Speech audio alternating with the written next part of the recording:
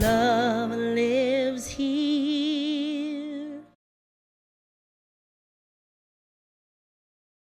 So I am sitting in a room in a circle with about 35 other ministers at Seaside Center for Spiritual Living. Sanja is sitting to my right, and we are there for a meeting for our region, for Region 1. And, the discussion's going pretty good. And then all of a sudden, my beloved Dr. Kathy decides she wants to stir the pot. And she poses a question and says, I have no problem with it, but I've been hearing from ministers in the field that there's some concern about activism in CSL, right? I know, my community is just like, what? What are you talking about?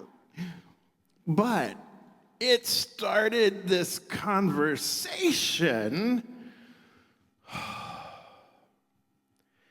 My people, my people, my people.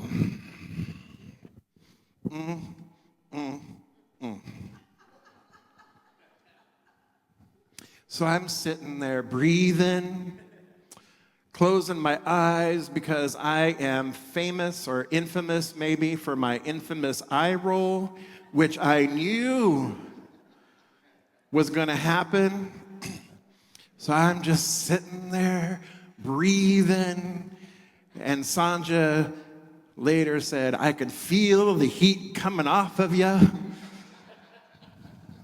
And I said, at some point I just had to say something. Because my beloved colleagues were afraid, those who spoke up initially, they said that they don't want to discuss current events. They don't want to discuss what's going on in the world right now because, are you ready for this? It could be divisive. And people might leave the center if they addressed what was going on, because it would make a lot of people feel uncomfortable. And isn't what we teach here oneness? And so I don't want to talk about, this is them, not me, I don't want to talk about, world issues or political subjects, because that's just divisive, and we teach oneness, so we should all be one. So when I'm speaking, I only talk about oneness. Isn't that at the heart of our tradition? Breathing. Who are they worried that they are going to offend? Who? Oh, that's right. They're big donors. Oh, that's right. They're big donors. Right? That's who they're worried they're going to make mad. So where are they coming from? They're coming from a place of lack consciousness. And I was like, no. Breathe.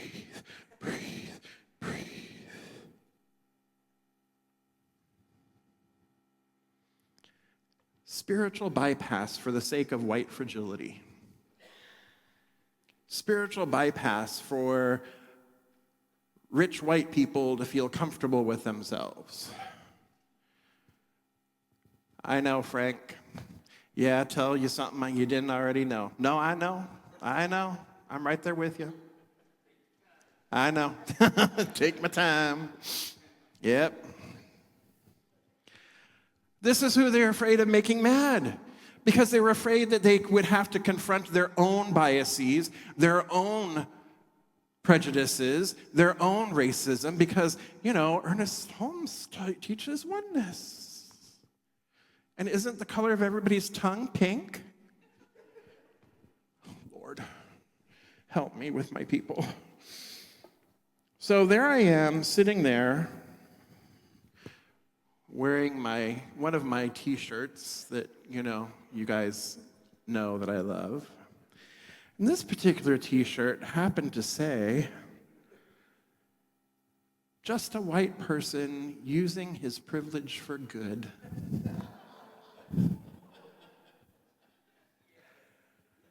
So, she finishes her little blurb. A few others pile on, like, I don't have my own pulpit anymore, but I go and I speak, and one of the ministers said, I want you to address what's going on in the world, and, the congregation seemed fine, but the minister didn't seem so fine when I just talked about oneness. And then, I'm like, okay, I'm going to crawl out of my skin, and I'm going to jump out of this chair. So I was like, okay, here we go. And I proceeded to share with them that our community in Riverside CSL, happens to be one of the most diverse communities in all of Science of Mind. Yes, you applaud yourselves for that. And that if I did not address what was going on in the world from a Science of Mind perspective, if I chose to ignore, if I chose to only speak about oneness, thinking I was making everybody comfortable, guess what would happen in my community? It would shrink, it would go away. Because my community knows that we apply Science of Mind principles to what is happening. My community is dedicated to decolonizing Science of Mind. My community expects to hear and see and experience some sort of action, taking some sort of steps. If we don't, our community gets upset, and rightly so. And so how do I approach it, my beloved? Speaking to the one. How do I approach it? We talk the Declaration of Principles. We talk our global vision. We talk our core values. We talk our 10 core principles. We talk about that all the time, but then what we do is we apply those to real life, to what's happening in the world. And guess what happens? People who experience cognitive dissonance when we share spiritual principle in practical application in real life, guess what happens? Those people experiencing cognitive dissonance find their way out the door naturally because they get uncomfortable when they are seated in an uncomfortable place where if they're not willing to do their work, I'm not going to chase them out the door. Right? We've had people leave because they got so uncomfortable listening to spiritual truth, listening to what it is that we believe, listening to our vision for a higher world, and not being able to reconcile it in their brain or in their life with what they're believing or thinking about in terms of their views around our politics in the world or views around the United States position or what have you. They found their own way out.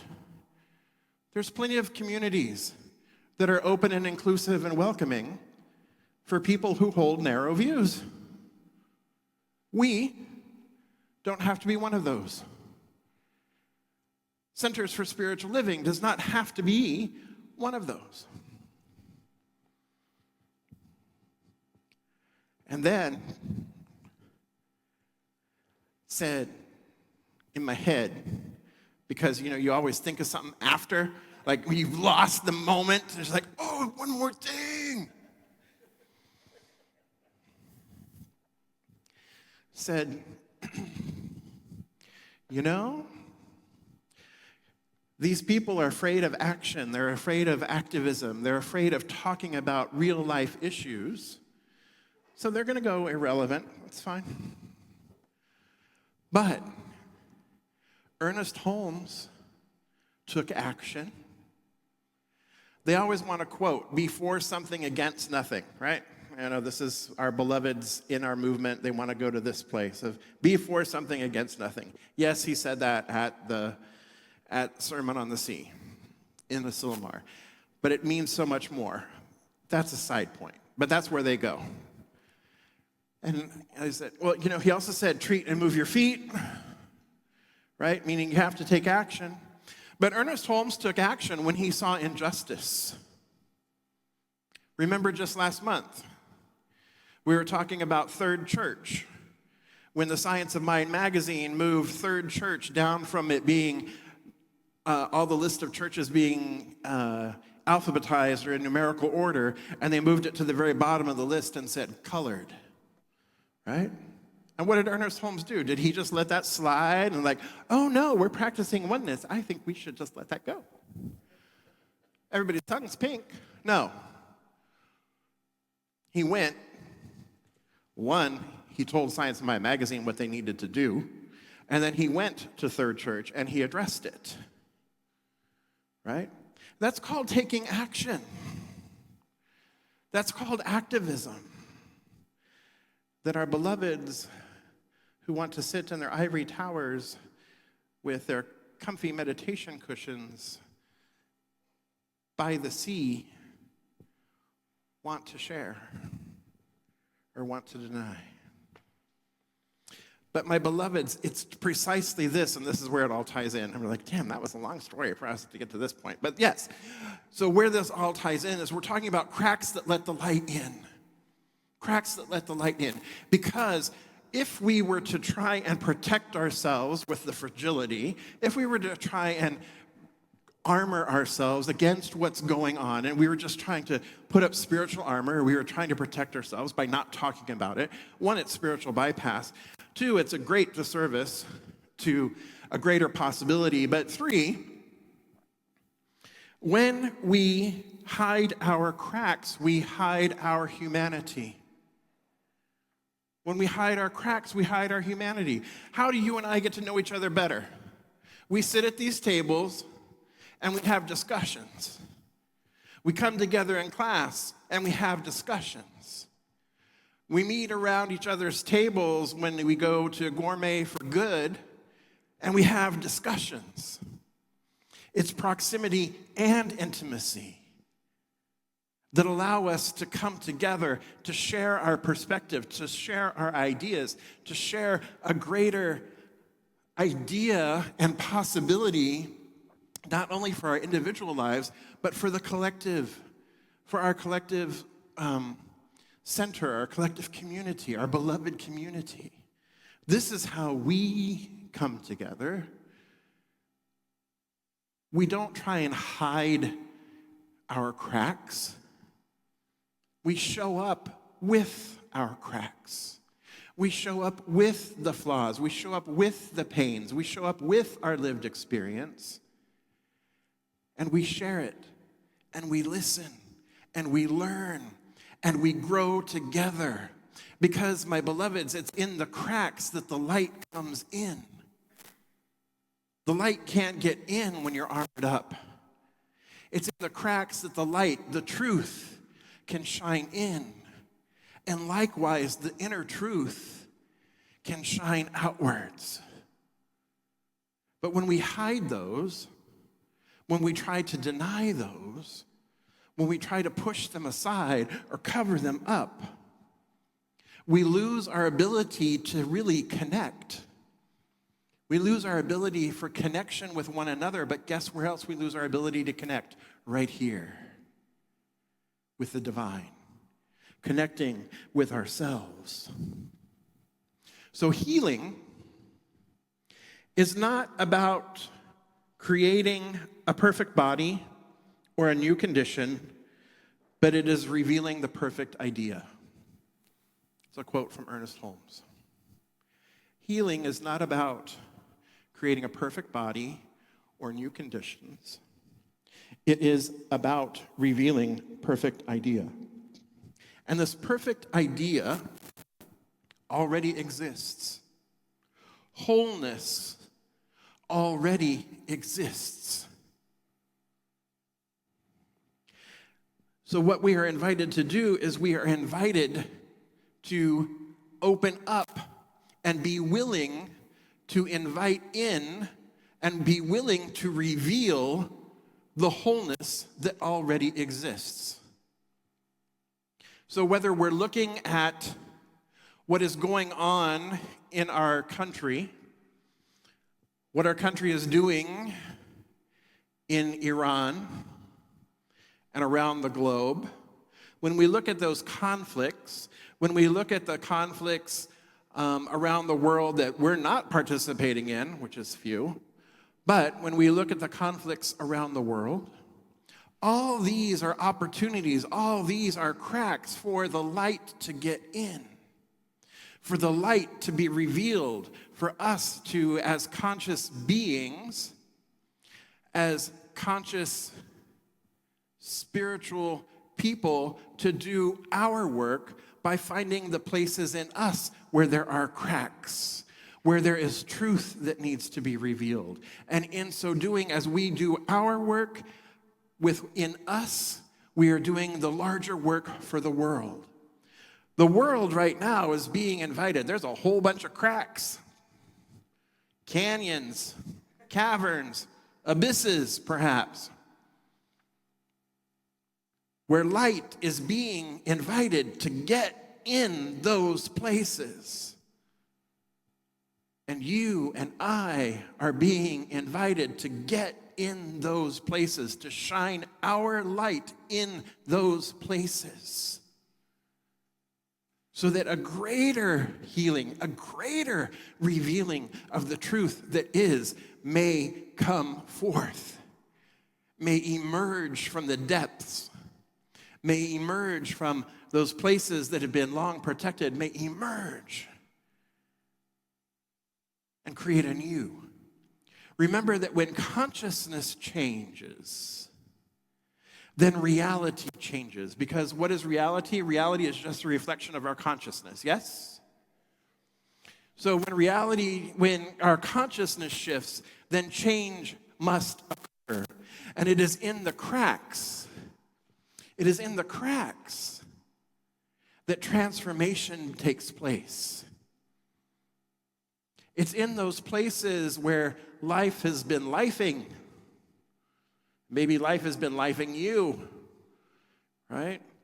That life has been lifing, those lived experiences. It's in those places that we are richer, that we have a greater ability to grow and transform through the transforming of the mind, the transforming of consciousness that Ernest Holmes talks about.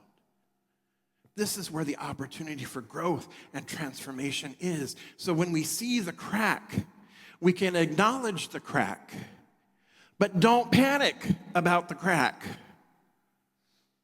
Acknowledge it, recognize it, and then begin to think about what else is possible here. And instead of isolating, come together in community. Join together in community. Find others. Come together. And then align yourself with the higher idea, the vision, and align your actions with the vision of something greater. So yeah, cracks happen. But cracks are opportunities for growth, for light, for love, for expansion. Before I send you to tables, I want to share this with you as well.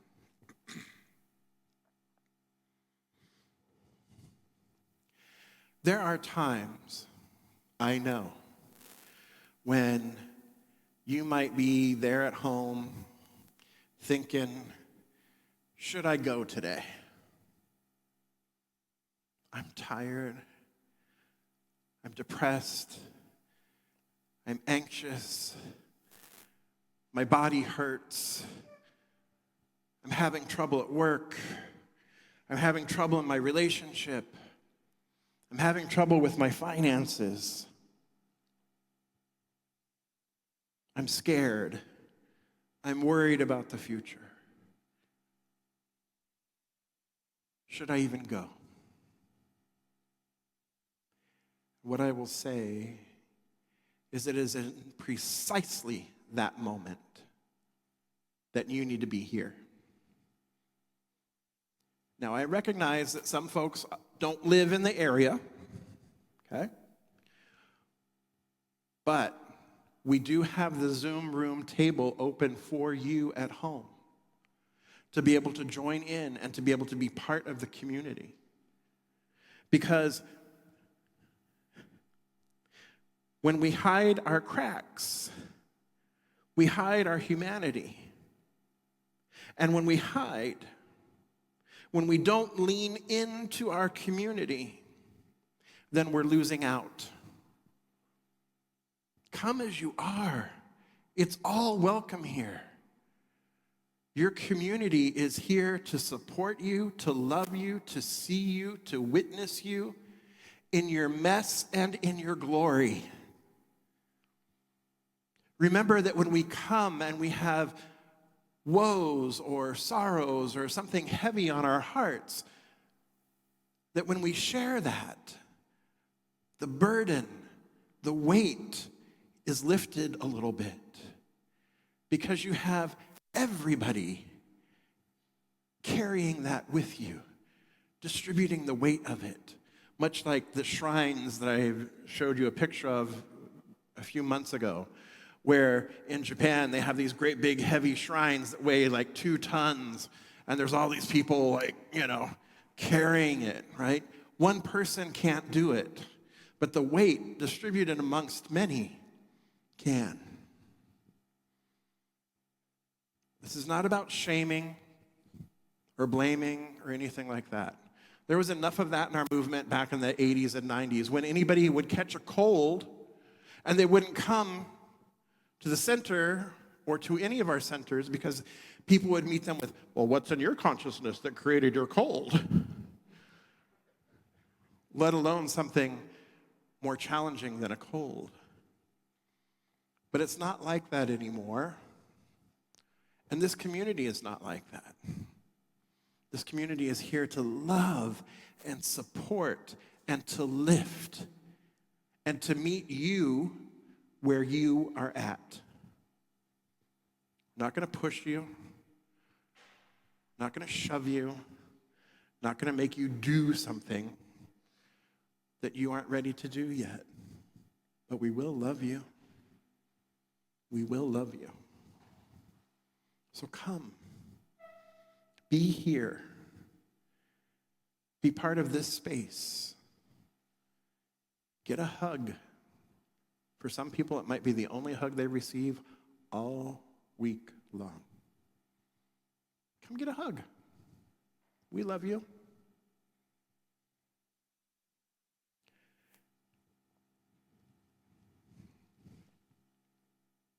Connection. Humanity. Love. It's what's possible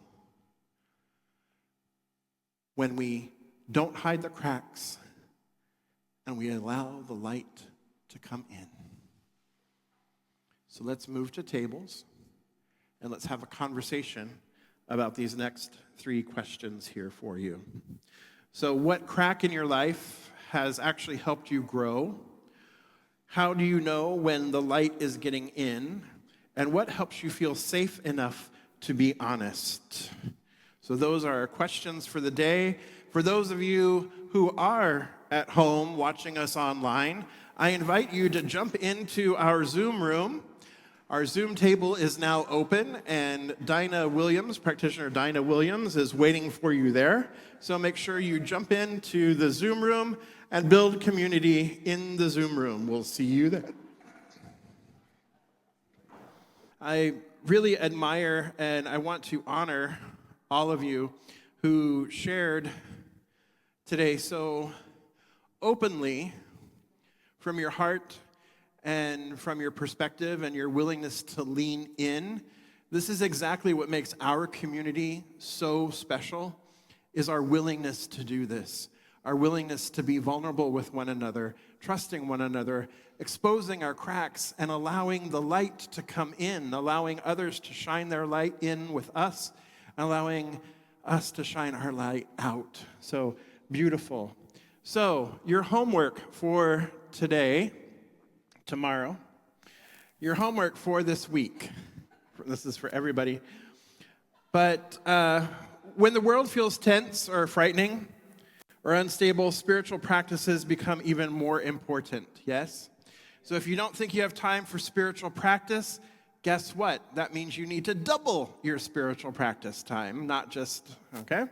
So if you normally practice for 15 minutes, you don't think you got 15 minutes, you need to be doing 30, all right? So there you go. So that's your extra credit homework. Actual homework for this week is first, notice the cracks without panic. Notice where the cracks are without panic, because cracks reveal where attention is needed. Second, choose connection instead of isolation. Talk to somebody. Share honestly. Listen deeply. And I know for all of you introverts out there that, it feels like an extroverted exercise. It's not. You don't have to, talk to thousands of people. Just one. Just one. And if you have nobody to talk to, guess what? Yes, you do. All of our practitioners are available for you. Call them up. Talk to them. Send them an email. That's what they're here for. So choose connection instead of isolation. And then third, hold a vision larger than the fear. Spiritual people are called not to mirror the anxiety of the world, but we are called to stabilize. So every time you choose clarity instead of panic, compassion instead of hatred, understanding instead of blame, we are allowing light to enter the human story. And that matters much more than we realize. So my beloveds, in closing, the world will always have cracks, but the cracks are not the end of the story. They are the beginning of illumination. They are the places where transformation begins. They are the openings through which spirit finds new expression. So the invitation is simple. Don't hide your cracks. Let them teach you. Let them soften you. Let them open you. Because the world does not need your armor. It needs your light. And so it is. And so we come together in consciousness, recognizing that there is only light, that there is only love. And this light and this love brought forth all of life, all of creation. All of creation is a divine expression and emanation and impartation of this pure light and this pure love. So I know that I am one with it. That is the very essence of who I am. It is the very essence of who everyone is, who each of us is in this room and beyond. For truly there is just this one light, this one love, this one life expressing itself. And so I know that we are open. We are whole. We allow for the cracks of life to enrich us, to strengthen us, to guide us, to take us even deeper into a greater understanding and knowing of our true self,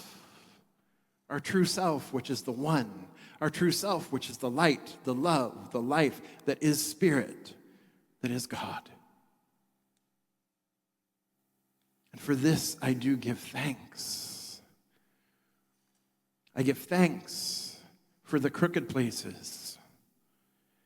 I give thanks for the cracks, for the open spaces.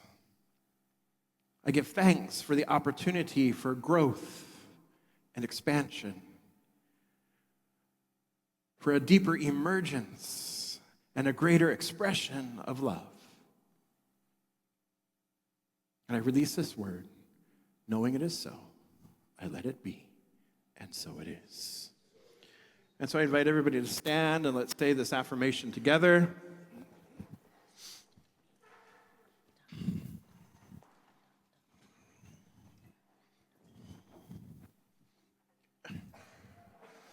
Sorry. My light is stronger than my wounds.